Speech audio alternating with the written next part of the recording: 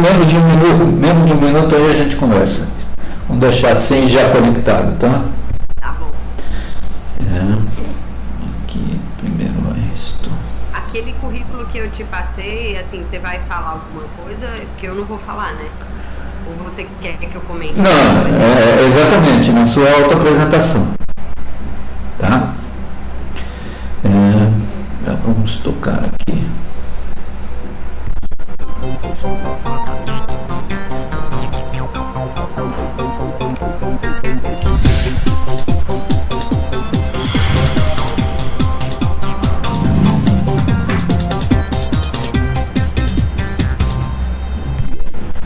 Bom dia, boa tarde, boa noite aos internautas que nos acompanham neste programa Nano Alerta, hoje no seu número 218. Fazemos este programa dedicado ao público não especialista, porque é este público que paga as pesquisas realizadas no Brasil. Também fazemos esse programa porque acreditamos que ser livre é ser bem informado e a divulgação científica contribui e colabora para o aprofundamento da democracia e da cidadania no Brasil. Hoje, conforme tínhamos anunciado, estamos conectados com a professora Esther Luna Colombini, do Instituto de Computação da Unicamp. Eu vou pedir a ela que faça a sua autoapresentação da sua experiência profissional e depois inicie a sua fala de hoje sobre a questão dos algoritmos. Ok, professor? Com você. Tudo bem, Paulo, obrigada. Bom, eu sou professora do Instituto de Computação da Universidade Estadual de Campinas, como você falou. Eu tenho doutorado e mestrado na área de Ciência da Computação, mais especificamente em Inteligência Artificial e Robótica, pelo Instituto Tecnológico da Aeronáutica, o ITA. Eu sou graduada pela Federal da Paraíba, eu sou nordestina, então vim parar aqui em São Paulo, mas meu coração está no Nordeste. Eu coordeno o Laboratório de Robótica e Sistemas Cognitivos lá na Unicamp e a nossa pesquisa, no geral, está relacionada a buscar algoritmos inteligentes de aprendizado de máquina que trabalhem com sistemas robóticos como sendo o nosso problema em questão. Então, a ideia é que a gente use esses algoritmos para dotar as máquinas da possibilidade de nos ajudar nas tarefas do dia a dia. Então, a gente trabalha desde robótica com ferramenta educacional. Eu sou graduada pela Federal da Paraíba. Como também como uma ferramenta de divulgação científica que como você falou, é extremamente importante para a gente que as pessoas conheçam o que está sendo feito na universidade e o que a gente faz com o dinheiro dos impostos que elas pagam, nos nossos salários. Eu sou coordenadora de competição científica da Sociedade Brasileira de Computação e trabalho junto com o pessoal da Olimpíada Brasileira de Robótica e da Mostra Nacional de Robótica na divulgação da robótica na educação. Então, a gente vai falar um pouco hoje, acho que a ideia por trás desse programa é explicar um pouco o que é algoritmo. Então, exatamente. Então, por que a gente está falando de algoritmo, para começar, né? A primeira questão é porque tudo que você faz hoje em dia, de alguma forma, depende de algum nível de um conjunto desses algoritmos, não só de um, mas de um conjunto deles.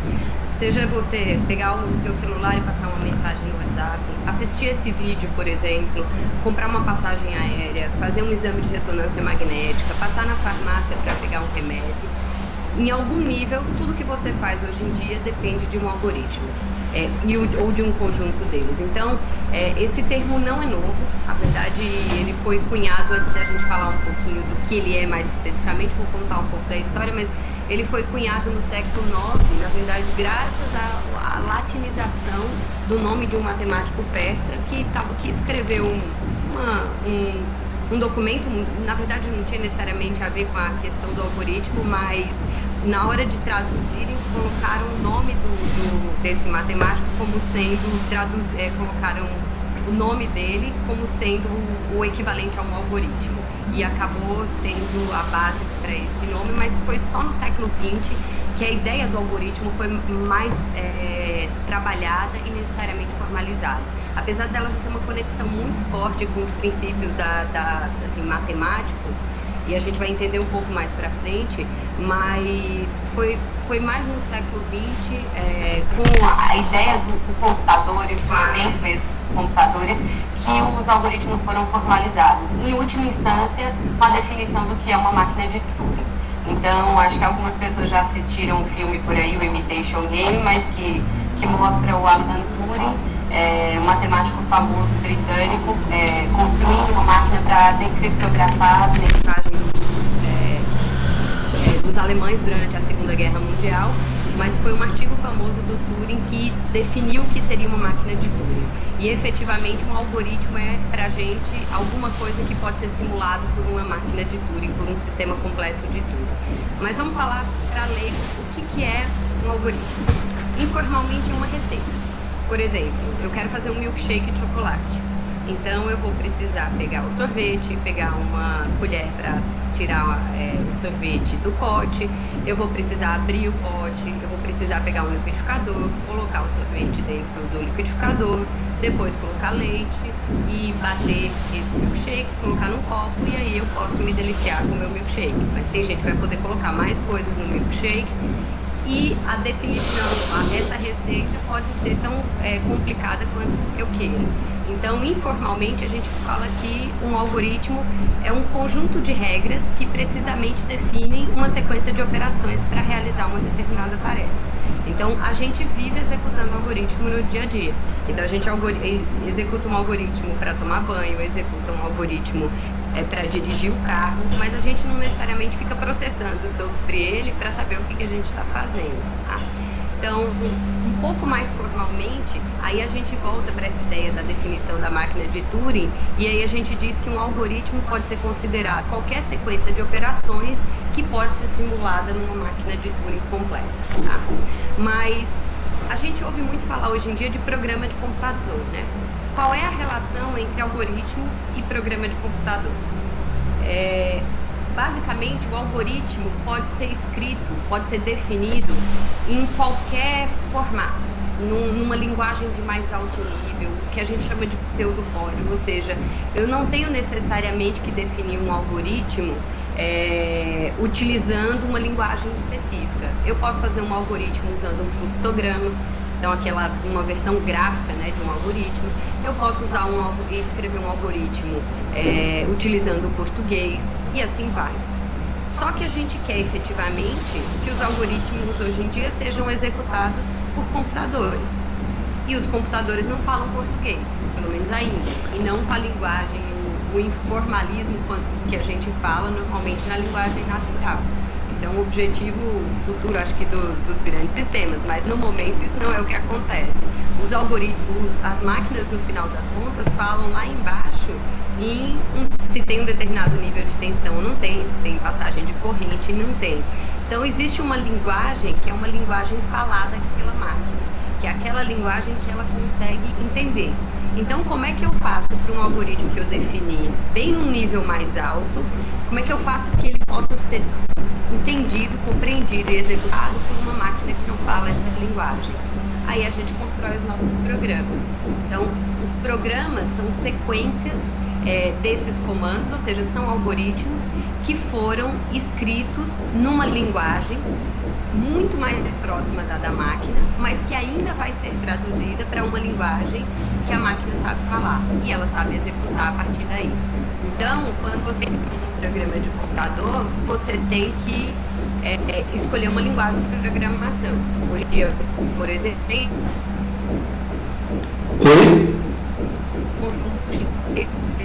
a gente tem um conjunto muito grande de linguagens de programação disponível no mercado. E muda, dependendo da linguagem, muda a forma como a gente pensa sobre o algoritmo. Mas, entre o algoritmo e o programa e essa linguagem, o que a gente tem são só diferentes níveis de abstração. Então, eu posso, por exemplo, escrever o meu programa em Python, que é uma linguagem que está bastante famosa hoje em dia, e eu vou ter que ter alguém que interpreta de Python, eu tenho que seguir as regras de Python, a gramática de Python, e depois esse programa vai ter que ser traduzido para a linguagem que o computador vai falar. Tá? Então, a gente tem linguagens diversas que as pessoas normalmente escolhem. Por exemplo, os nossos alunos na graduação aprendem várias delas, mas uma vez que você aprendeu a lógica por trás da construção do algoritmo, aprender a fazer um programa numa determinada linguagem é só uma questão de aprender novos termos. Mas a lógica por trás da construção do algoritmo, ela no geral é única. Tá? Então, além disso, a gente tem vários algoritmos para o mesmo programa. Eu não tenho uma única solução para o mesmo problema. Então, eu tenho uma determinada tarefa que precisa ser resolvida, eu posso ter vários algoritmos para resolver esse problema. Agora, existe uma diferença muito grande entre esses algoritmos. Eu posso ter alguns algoritmos desses que são muito bons e outros algoritmos que nem tanto. Então, a gente tem algoritmos que são... Aí a gente tem medidas de complexidade dos algoritmos. A gente avalia a complexidade deles para saber quanto tempo e quanta memória do computador, por exemplo, eles vão consumir para resolver um determinado problema. Então, um algoritmo que consome menos memória e que roda mais rápido é bem melhor do que um algoritmo que gasta muito memória e que demora bastante para executar. Então, complexidade, analisar a complexidade dos algoritmos que a gente projeta é um passo muito importante para ter sistemas que executem bem. Além disso, a gente precisa garantir que eles fazem a coisa correta, né? Porque um algoritmo que de vez em quando me dá uma resposta errada pode ser um algoritmo catastrófico, dependendo do que eu estiver realizando. Imagina que os algoritmos hoje em dia, por exemplo, os nossos programas de computador, estão inclusive controlando os aviões aí que estão voando no ar. Eu ia pedir para você... Carros autônomos nas rodovias. Sim, eu ia pedir primeiro para você colocar a sua câmera um pouquinho mais para a sua esquerda e um pouquinho mais para baixo.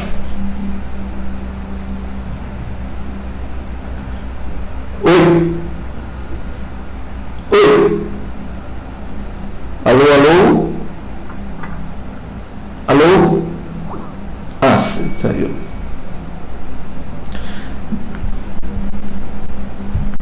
Nós vamos reconectar com a professora, né?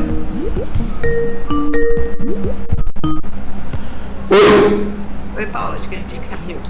Agora acho que ficou melhor. Tá, mas digamos que já estamos compreendendo mais o que seja aí a questão da construção dos algoritmos, não é? E a sua, digamos, como fazer isso, né? E você já nos explicou aí, agora está bem melhor aí a posição da sua câmera. E você se referenciou agora à questão de que, por exemplo, eles controlam os aviões no ar. Não sei se é exatamente esse o termo, controlam? A gente tem sistemas nos aviões, né, que hoje em dia é chamado de fly-by-wire, que é basicamente um controlador entre o piloto e o avião. Então, esse controlador impede, por exemplo, que o piloto faça besteira. Por exemplo, quer dar um ângulo de guinada muito forte que vai fazer com que o avião estoure, caia, entre numa situação, por exemplo, que ele não consegue recuperar. Então, esses algoritmos, eles até podem controlar hoje em dia integralmente o avião, nem sempre é o que acontece, mas se espera, por exemplo, que daqui a pouco algoritmos desse tipo estejam controlando os carros autônomos. Então, a gente já tem pesquisa no mundo inteiro da Uber, por exemplo, mas de grandes universidades e de grandes centros do mundo, discutindo e estudando a questão da construção dos carros autônomos. E a ideia é que eles vão ser geridos integralmente por algoritmos. Aí que nos vem alguma pergunta para você, né?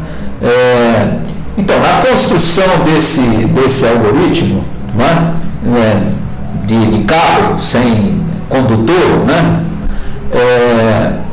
uma coisa que vai ter que ser prevista, acho, pelos algoritmos é a questão do possível choque com outro veículo, ou sei lá, com poste, ou, enfim, com algum outro elemento aí, né? E nesta possível rota de colisão, como é que procede o algoritmo? Ele vai, digamos, fazer com que o carro dele, né, que ele está controlando, possa ter menor impacto, ou ele vai fazer com que o carro do outro, né, o impacto fique mais para o outro? Como é que resolve esses problemas? Na verdade, agora com a construção desses sistemas, até ainda pouco, assim, o que a gente mais tem hoje em dia são computadores executando atividades até sozinhos. Mas uma vez que você coloca a roda, a perna nesses computadores, que é o caso de um carro autônomo, de um robô, por exemplo, a gente começa, isso já deveria ter acontecido, mas com esses casos a gente começa a ter discussões com relação à ética, que são muito importantes. Então, assim, não existe ainda nenhuma regulamentação em termos de qual é o modelo de decisão, mas existem muitas discussões para que antes que esses carros possam efetivamente estar na rua, se exista um modelo definido. Porque imagina que eu sou uma montadora de carros e a propaganda do meu carro é: compre o meu carro, porque numa situação de colisão eu salvo quem está dentro do carro. Então a gente vai chegar num limite aí em que precisa de uma regulamentação. Mas efetivamente você tem computadores, você tem sistemas que vão estar rodando de forma autônoma em cada um desses carros. Se discute, por exemplo, se na iminência de um acidente haveria um controle centralizado para a tomada de decisão. Se, por exemplo, a solução menos cruel e eticamente menos comprometida seria executar uma solução randômica do tipo: vamos ser aleatório e o que tiver que acontecer vai acontecer, ao invés de minimizar a perda, porque efetivamente o critério de minimização de danos aí vai poder ser muito complexo. Imagina que o algoritmo, o sistema do carro vai poder medir lá a idade, avaliar a idade dos passageiros e pela conta, ou então acessar o histórico médico desses passageiros. Ou pela importância, né? Ele sabe que quem está lá dentro. Então, se for um político, ou se for um fulano e tal, aí livra ele. Se não... Exatamente. Então, é uma questão muito séria que a gente está lidando agora. Tem comitês mundiais que estão trabalhando essas questões. A Europa está bastante preocupada com isso. Existem discussões sérias sobre regulamentação e sobre qual deve ser o protocolo a ser seguido, uma vez que esses carros autônomos estejam no mercado, assim, em massa mesmo, né? Porque no momento eles estão, mas tem muitos deles que ainda são operados por humano. Eles são mais semi-autônomos do que necessariamente autônomos. Sim, mas em última instância, aquilo que o algoritmo vai se materializar é algo que alguém ou alguns, né, determinaram que fosse daquela forma. Sim, se a gente pensar aqui em última instância, ele é escrito, mas é que hoje em dia a gente já está evoluindo para um nível em que os algoritmos, os sistemas, eles estão aprendendo com a sua experiência no mundo, né? Então, sim, tanto é que agora tem uma discussão, começou uma outra discussão com relação a isso, que é a ideia da singularidade tecnológica, né? A ideia de que vai ter uma invenção na inteligência artificial, ou seja, a gente vai inventar uma inteligência super inteligente artificialmente, e essa super inteligência vai disparar um crescimento computacional, tecnológico, assim, absurdo, sem precedente, e que vai resultar em modificações na civilização que a gente não consegue prever por enquanto. Isso ainda é uma discussão um pouco filosófica, tem uma parte significativa da comunidade que acha que está acontecendo, tem uma parte que acha que ainda é muito cedo para pensar nisso, mas efetivamente essa discussão está vindo à tona por causa do que a gente chama de inteligência artificial, né? Sim. Então, eu diria que a história dos humanos nós nos tornamos humanos porque em algum momento da evolução pulamos fora da curva. Exatamente. Não é? Então a possibilidade é que, com o desenvolvimento de tecnologias e da convergência de tecnologias, em algum momento também se possa acontecer algo semelhante, que é mais ou menos o que você acabou de descrever aí, né? É uma situação tal que, digamos, as máquinas e com os algoritmos e com a inteligência artificial acabam tendo a capacidade de se auto-reproduzir sem o controle dos humanos. Efetivamente esse é o grande medo, né? A construção de uma máquina que é capaz de construir outras máquinas e de fazer, de dominar o mundo, né? Mas, assim, a inteligência artificial, né, essa forma de pensar, essa área de pesquisa que está tão em voga hoje em dia, ela não é uma novidade. Ela começou junto, na verdade, bem paralelo, desde que a gente começou a pensar em programas de computador, no começo do século XX, né, no começo da Segunda Guerra Mundial, a gente já tinha a ideia de construir sistemas capazes, a ideia do General Problem Solver, um sistema capaz de resolver todos os problemas. Então, a ideia inicial da IA era exatamente isso. E ela deu com a cara na parede, literalmente, porque era ainda uma área extremamente incipiente que queria resolver tudo de uma vez. E aí a gente teve olha só, de 1940 e pouco, 50 para cá, a gente teve vários períodos na inteligência artificial em que a gente tinha esse boom de a IA vai acabar com o mundo e depois um vale dizendo assim, não, calma, não é bem assim, a gente resolve bem, mas a gente ainda resolve problemas específicos, muito bem, mas a gente ainda resolve problemas específicos. A gente juntar um tipo de problema, jogar xadrez automaticamente é uma coisa. Agora, colocar um robô que consegue operar num ambiente onde o humano opera, se locomover com a mesma linguagem natural com que a gente fala e agir e saber se adaptar a esse ambiente, aí é um passo bem distante. Então, a inteligência artificial está aí, a gente basicamente, boa parte do que a gente faz hoje em dia envolve de alguma forma a inteligência artificial. Por exemplo, em robótica, eu trabalho com robótica autônoma, ou seja, os robôs não são operados por um controle remoto, eles têm autonomia para resolver problemas. Basicamente, o que a gente faz é utilizar algoritmos de inteligência artificial de alguma forma. E o que é um algoritmo, né, de inteligência artificial, já que a gente está falando de algoritmo?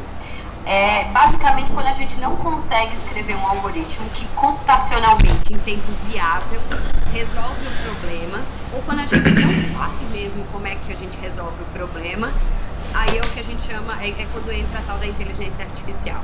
E hoje em dia, até mais famoso um pouco, é o aprendizado de máquina, deep learning, etc. Está na moda, né?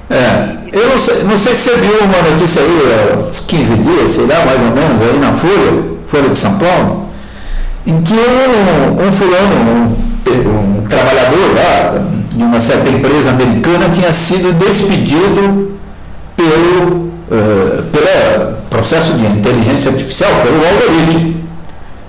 Você chegou a ver isso? Não, mas... Porque ele ao chegar no seu emprego, não teve acesso a entrar no prédio. Aí, conversou lá com a segurança passou o acesso, ele foi até o local de trabalho, mas no andar do local de trabalho ele também não teve acesso. Então teve que contar com os colegas de trabalho para poder entrar. Aí foi atrás do chefe, falou, escuta, o que está acontecendo aí? O chefe disse, nada, você continua funcionando. Bom, no dia seguinte, ele não conseguiu entrar mais. E o chefe foi comunicado que ele tinha sido demitido. Demitido justamente porque nesse processo aí, desses 15 dias, tinha havido troca a empresa que prestava esse tipo de serviço lá na empresa dele. E aí o chefe dele não tinha mandado no período tal referências sobre cada um dos funcionários tal, e com ele o novo analista dessa nova empresa que estava trabalhando lá, justamente o algoritmo delas, né, acharam que esse cara tinha que estar para fora, não tinha mais serviço ali, não tinha mais utilidade ali. Então, o caso, pelo menos que eu conheço, que a Folha noticiou aí, quer dizer, o primeiro caso aí de um fulano demitido pelo algoritmo, por esse processo de coisa, né? E depois, quando ele conseguiu retornar, havia já construído um certo ambiente contrário à presença do cara ali, né? Porque afinal o cara já tinha sido demitido, agora estava voltando, não sei o quê, e ele botou lá mais alguns dias e acabou pedindo demissão. Não é? Então, a outra coisa que me lembra agora para comentar nesse negócio é esse processo de reconhecimento facial, que também é por aí, né? Hoje em dia, por exemplo, as seguradoras, os bancos, eles estão fazendo muito análise de crédito, né? Também está na moda um termo chamado Big Data.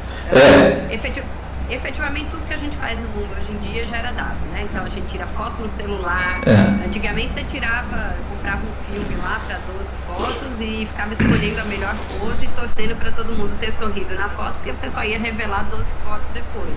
Hoje em dia, a gente tira 20 fotos da mesma pose, e esses dados acabam de alguma forma, estou dando o exemplo da foto, mas os áudios que tem disponíveis, os vídeos que estão no YouTube, as entrevistas, tudo que a gente faz, transação bancária, compra de e-commerce, tudo isso está gerando dados. Isso significa que o algoritmo precisa de dados para operar, tá? Então...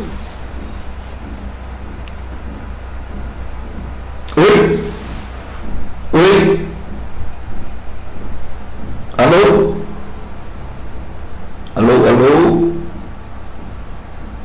Vamos ter que chamar outra vez.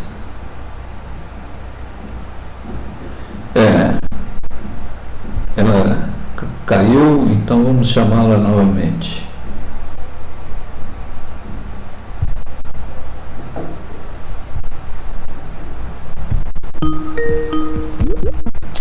Oi!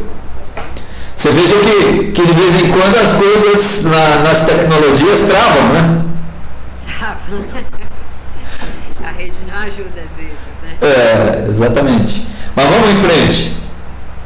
Bom, eu estava falando que os algoritmos, no geral, que a gente está produzindo dados, né? Seja com transação bancária, fazendo compra no e-commerce, mandando mensagem, tirando foto, e os algoritmos, eles precisam de dados. Mas a gente chegou porque o algoritmo vai pegar esses dados, vai processar de alguma forma, vai armazenar alguns e vai tomar decisões baseadas nesses dados. Então, eu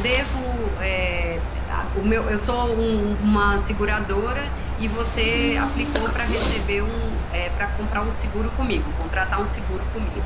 Eu vou analisar como que funciona o processo tradicional. Você preenche o formulário, a pessoa pesquisa o seu histórico, verifica as suas credenciais e, segundo alguns critérios de tomar decisão, ele tem lá, se ele não tiver tido um sinistro, mais isso e aquilo, eu vou decidir que essa pessoa é a pessoa que o risco é aceitável e eu vou deixar ela contratar um seguro comigo. Só que a quantidade de informação de dados que a gente tem hoje em dia, se eu tiver algoritmos, se eu tiver sistemas que podem analisar esses dados, eles vão ter capacidade de enxergar coisas, às vezes, que a gente nem percebe. Então, a ideia do Big Data é buscar nessa massa de dados absurda, utilizar algoritmos para buscar informações que sejam relevantes no processo de tomada de decisão. Alguns, às vezes, que a gente até nem conseguia enxergar. Se fosse um analista trabalhando lá no seu escritório, talvez ele não conseguisse perceber isso. Só que a gente tem um grande problema com isso, que é muitos dos algoritmos, das técnicas de inteligência artificial que a gente usa para esse processo de tomada de decisão, ele não é explicável. Eu não consigo dizer para você, por exemplo, se eu executar uma rede neural, que é uma forma de tratar esse problema, eu não consigo dizer para você necessariamente por que você foi rejeitado. Eu sei que tem um conjunto de informações que colocou o teu risco alto demais, mas eu não consigo te explicar.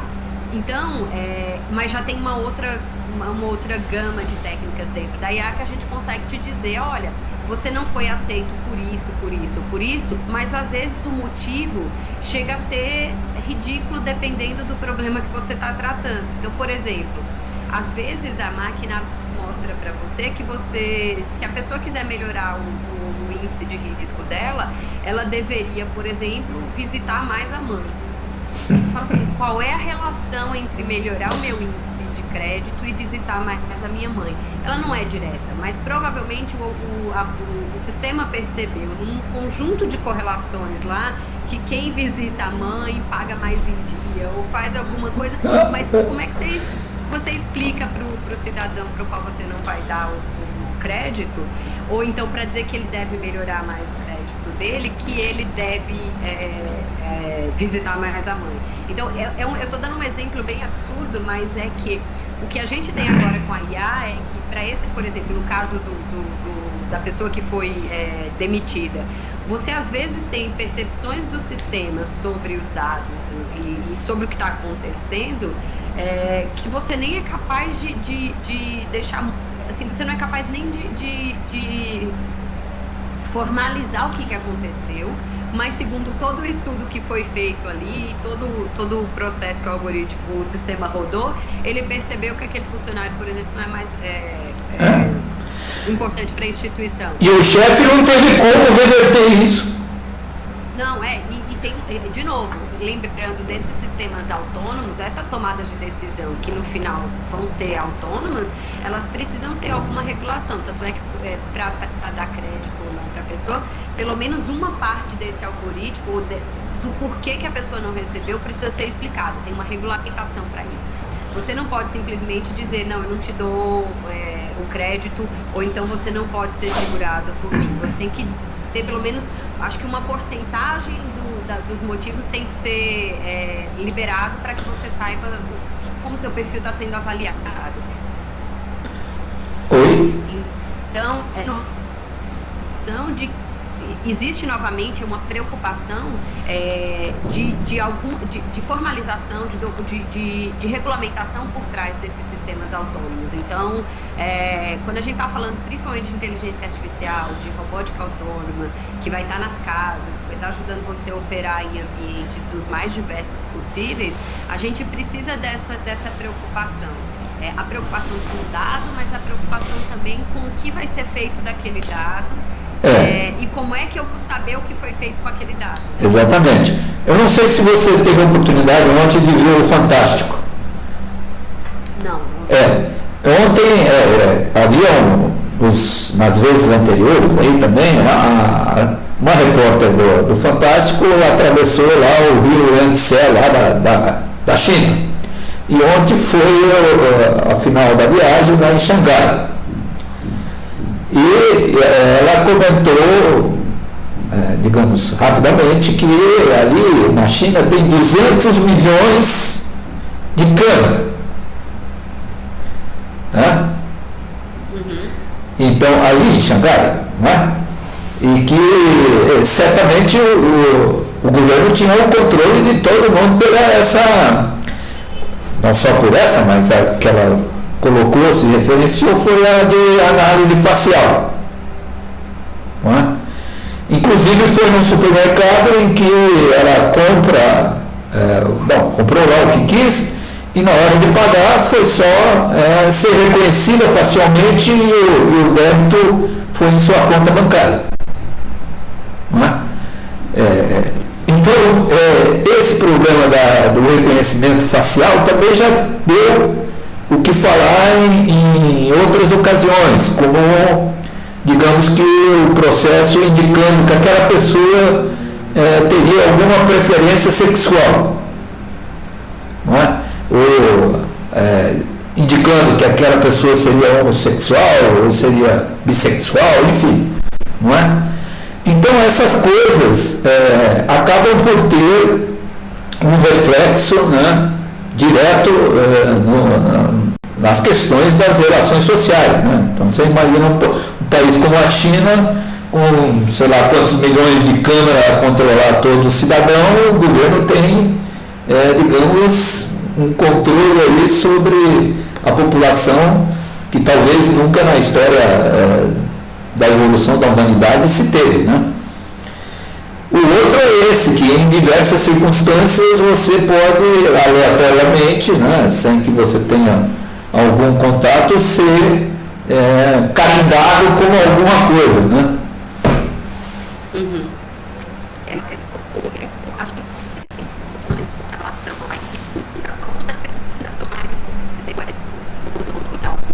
Os algoritmos vão destruir o mundo. Mas eu acho que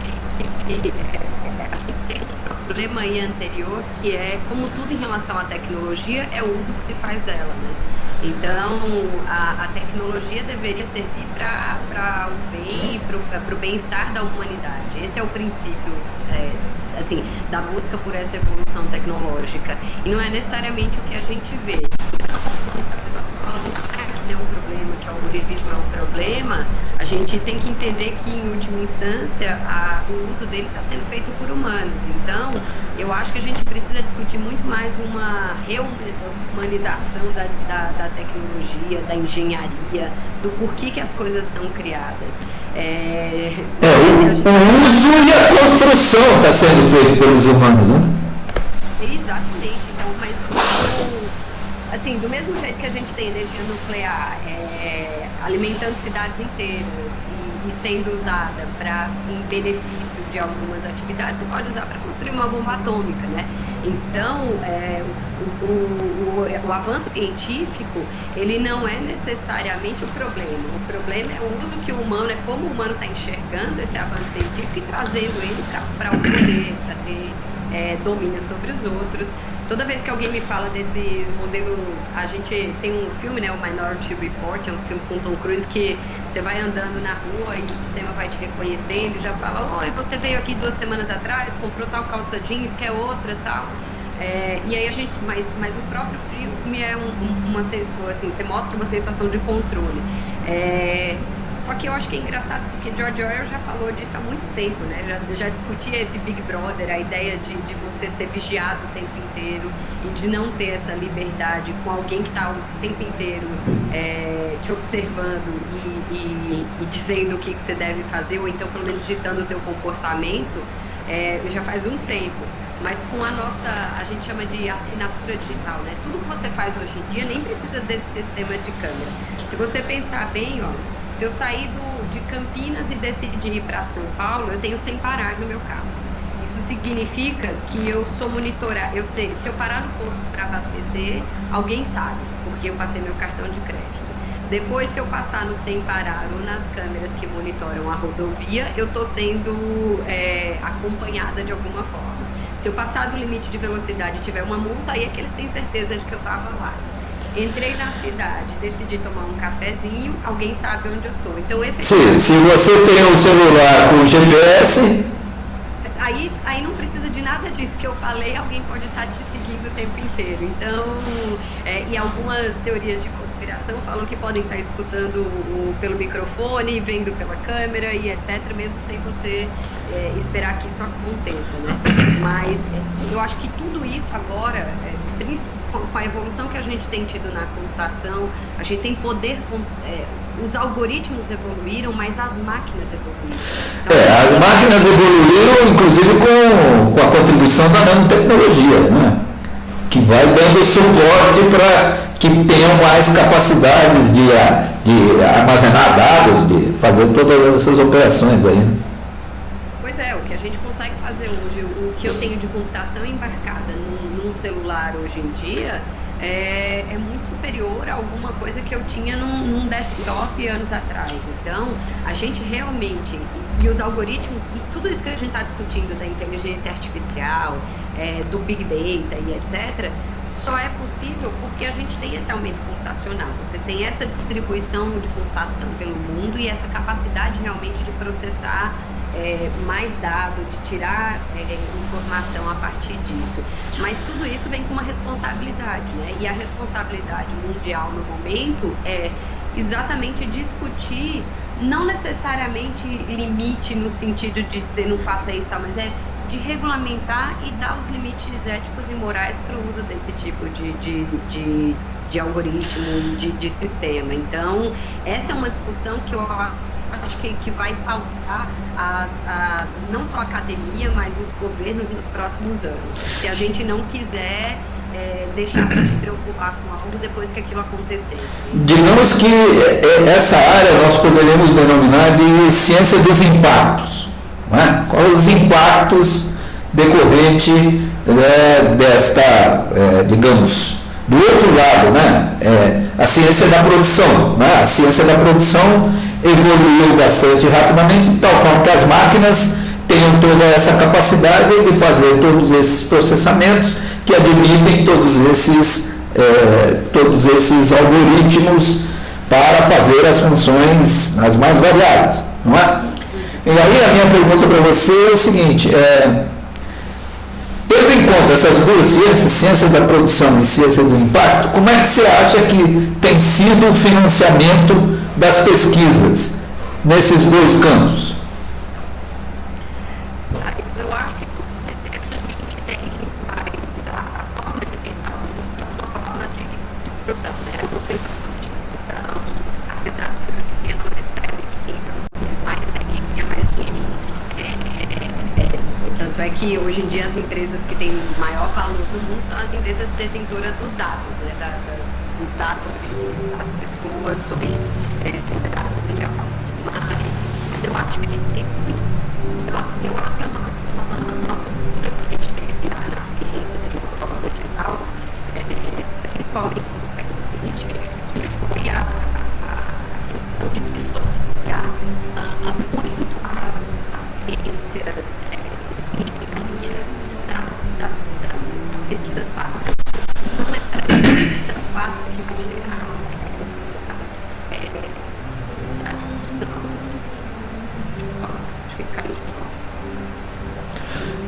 a coisa está mal.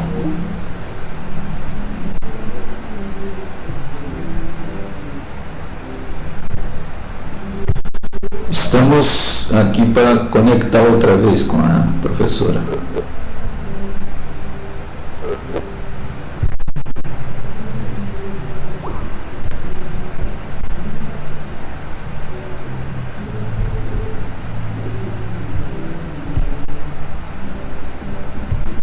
Oi, estamos aqui para conectar outra vez com a professora porque a internet está nos dando problema. Então vamos tentar conectar novamente com ela.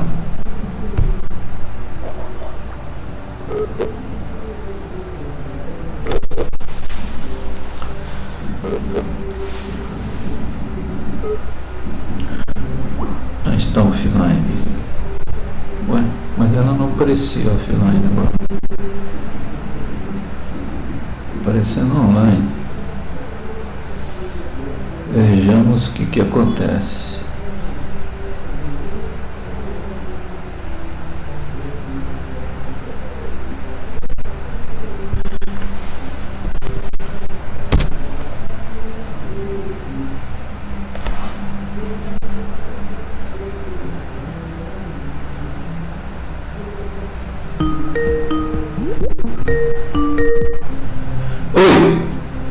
Oi, Paulo. Você veja que a tecnologia, a banda larga aí está com problemas, né? Mas vamos em frente. O que eu ia dizer é o seguinte, quer dizer, nós temos uma rede de pesquisa aí em nanotecnologia, sociedade e meio ambiente, que esse ano vamos fazer o 15º seminário, 21 a 23 de novembro, aqui em São Paulo, na Fundacentro. Eu acompanho os editais de financiamento de pesquisa do CNPq, FAPESP, etc., para produção de novos conhecimentos em nanotecnologia aqui no Brasil, né? Então, esses dados têm nos levado a poder afirmar que 99% dos recursos é para a ciência da produção. 1% dos recursos é para a ciência dos impactos. Então, você tem o dinheiro público, né? Aí é dinheiro, no caso brasileiro, né? É dinheiro público, apropriado dessa forma. Né? Então, eu acho que existe um descompasso, né? No ritmo de produção de novos conhecimentos nesses dois campos. Enquanto a ciência da produção avança muito rapidamente, a ciência dos impactos tem muita coisa ainda a ser desenvolvida, não é? Muito conhecimento, muito, digamos, gap de conhecimento, não é? Nesse campo. Eu não sei, então por isso que eu fiz aquela pergunta aí para você, como é que você vê isso nesse campo da inteligência artificial, da robótica, dos algoritmos, etc. Eu concordo com você, eu acho que no geral, realmente o que é produtivo de alguma forma, o que parece que será produtivo, apesar de que a gente tem vales da morte significativos nessa pesquisa aí, mas o que é produtivo parece que é o que é incentivado, né? Uhum. E isso é estranho, considerando que a gente provavelmente, por parte das discussões que tem nos documentários que discutem singularidade, os robôs tomando os lugares dos humanos nas indústrias, taxação do uso de robôs, renda mínima e etc., elas estão efetivamente se preocupando com o impacto social de tudo isso que a gente está falando. E se a gente não... Se os governos, eu estou falando a gente como pesquisador, é óbvio que é massa crítica dentro da universidade, mas se de uma forma geral não tiver uma preocupação com isso, a gente vai sofrer, a sociedade como um todo vai sofrer impactos bem maiores, por exemplo, do que a gente viu na época da Revolução Industrial, porque a gente tem uma mudança significativa de um paradigma de produção. A gente não precisa mais de humano praticamente nas plantas das indústrias operando... Essa é a indústria 4.0? Também a indústria 4.0, mas a robótica de serviço, que é a área da robótica que ajuda, a ideia de robôs operando para ajudar os humanos fora das indústrias, nas operações do dia a dia mesmo.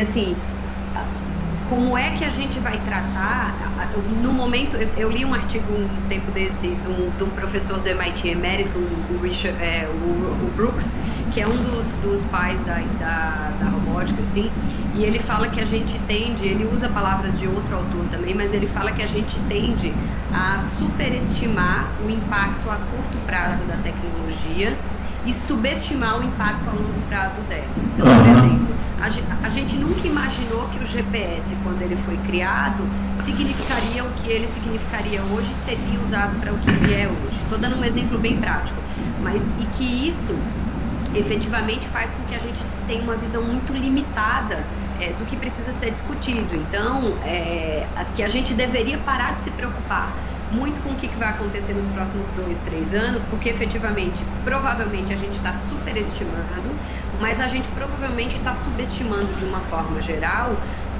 os impactos positivos e negativos, porque não tem só coisa negativa na história, mas do que vai acontecer no mundo com essa nova era da computação, da nanotecnologia, da ciência, de uma forma geral.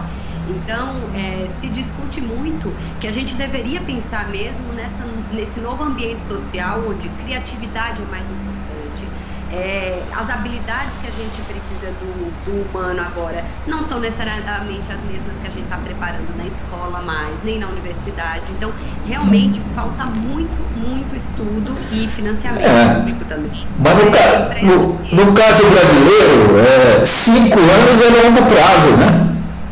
Né, porque a gente não tem política de Estado, né, tem política de governo. Então, certo, quer dizer, certamente eu acho que tem fundamento aí o que se apresentou do professor do MIT, né, tem fundamento essa coisa, evidentemente, acho eu, né? Agora, aqui as condições históricas, né, ou nós podemos ver pela nossa história, né, que falar coisa para cima de 5 anos, que aqui nesse país é brincadeira, né? Quer dizer, efetivamente não se faz, não se pensa nisso, e a educação está no que está também por isso, né? Que é possível alguém pensar e falar, pô, mas exatamente, né? Esse tipo de produção, digamos, que tem uma grande desigualdade, né, entre produção e impactos, né, os conhecimentos para isso, feito dessa forma, com esse tipo de apropriação de recursos, vai bater lá na frente, né? Vai bater lá na frente, exatamente. Então, você falou também dos robôs, né? Eu cheguei a entrevistar por aqui também um professor lá da Inglaterra, que é o coordenador de um grupo que existe na ONU de reflexão sobre a questão do uso dos robôs nas guerras.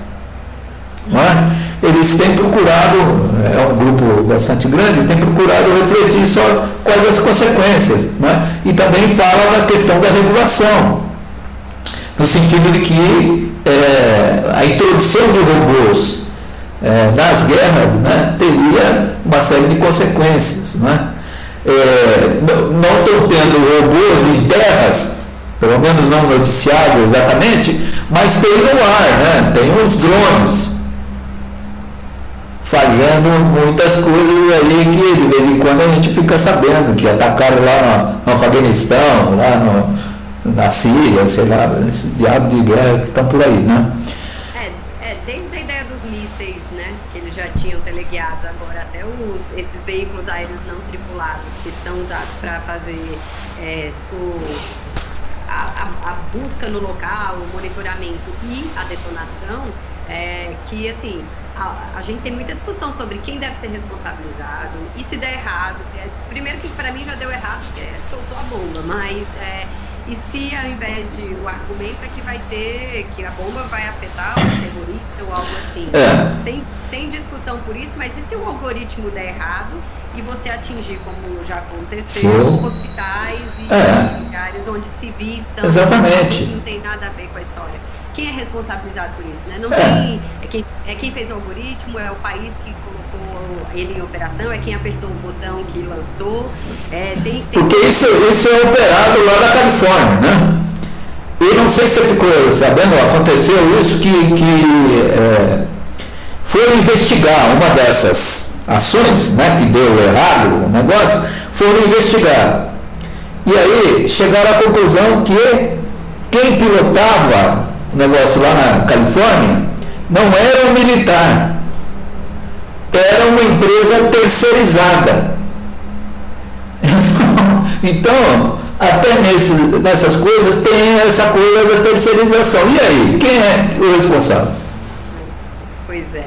Mas se a gente quiser voltar, vamos voltar para um lado bom também da questão, é que assim, uma coisa que é importante, fazendo um arremate dessa história dos algoritmos, é que assim, se a gente quiser não ser só usuário de computador, porque qual a diferença entre a gente que trabalha na computação e o público em geral? É que a gente muda o estado do computador porque a gente sabe interagir com ele e a gente não é só usuário.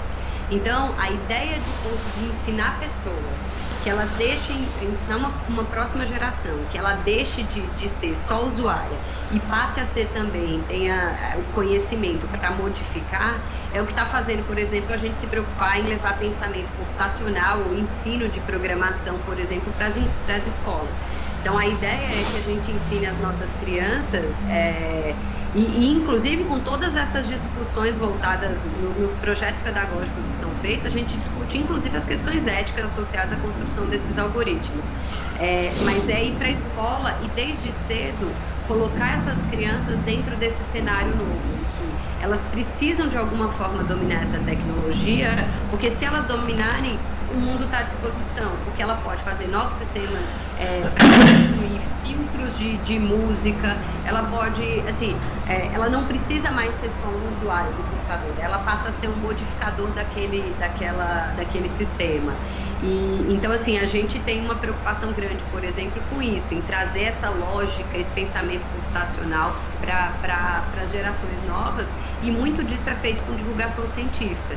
Então, Olimpíadas de Conhecimento, Olimpíadas de Robótica, de Informática, de Programação e etc., estão acontecendo pelo país todo, tentando levar isso. E, por incrível que pareça, o Brasil, eu falo isso porque as pessoas se surpreendem muitas vezes, apesar de todas as falhas de financiamento e etc., de alguma forma isso tem funcionado no Brasil. Então, as crianças brasileiras estão tendo acesso, e não só as crianças que têm acesso a escolas particulares e etc., com dinheiro, mas as crianças do país têm tido acesso de alguma forma a essas novas tecnologias, para que daqui a um tempo elas não sejam mais esses excluídos digitalmente, que elas possam fazer parte desse processo de transformação, né? É isso que eu ia dizer. Eu acho que no futuro talvez tenha que ter um programa semelhante a esse da combate à exclusão digital, né? Aí é o combate à interação, né? Que você não sabe, você é só usuário, você tem uma posição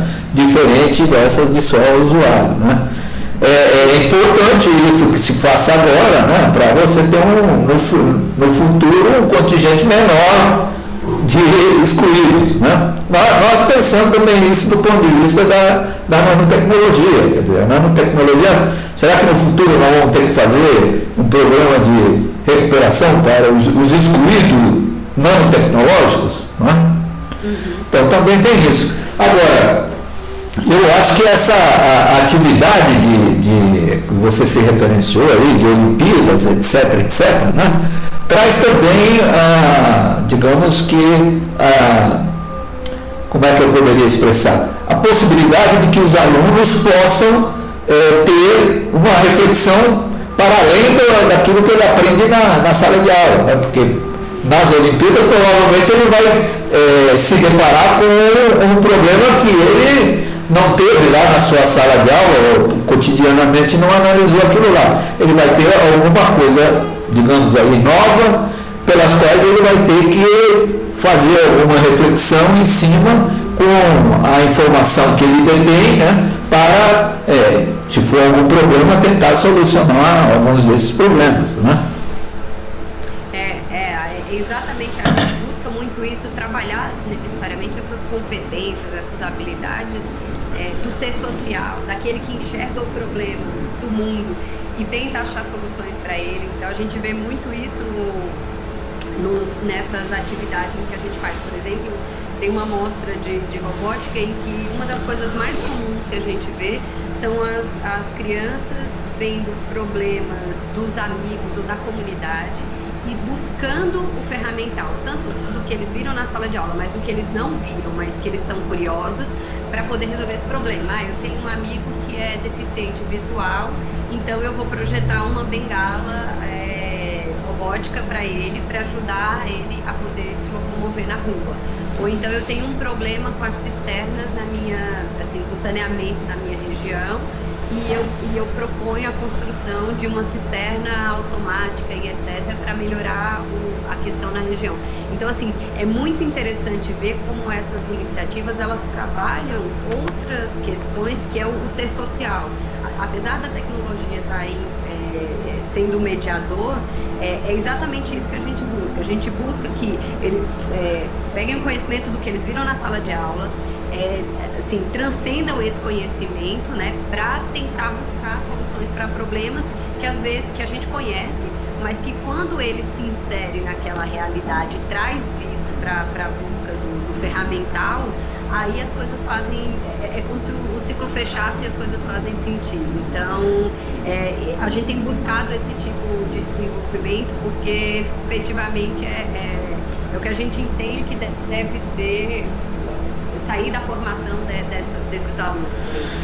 Escuta, para finalizar, o que você poderia dizer rapidamente sobre o exoesqueleto? Exoesqueleto? Eu diria que a gente precisa bastante, porque a população mundial está envelhecendo. Uma das principais causas de morte de idosos no mundo é queda, em decorrência de quedas. Então, no Japão, por exemplo, tem pesquisas super avançadas sobre isso, porque a média de idade de um cuidador japonês deve ser na casa dos 65 anos. Então, significa que lá o que a gente considera já uma pessoa que deve ser cuidada aqui é quem está cuidando de outro, porque a idade é bem mais avançada. Sim. Então, uma das formas de ajudar, eu acho que a grande aplicação do exoesqueleto é exatamente isso. É ajudar pessoas que perderam o movimento ou pessoas que não têm mais a capacidade muscular e dotar ela dessas possibilidades de continuar interagindo no mundo com qualidade. Então, eu acho que assim, a pesquisa está avançando. A gente ainda tem problemas muito sérios com relação a custo dos motores, bateria é um problema ainda sério para a mobilidade de uma forma geral. É por isso que os drones ainda não acabaram com o mundo, porque a bateria deles dura 15 minutos só. Mas, de uma forma geral, a pesquisa está avançando e eu acho que, assim, é sempre mais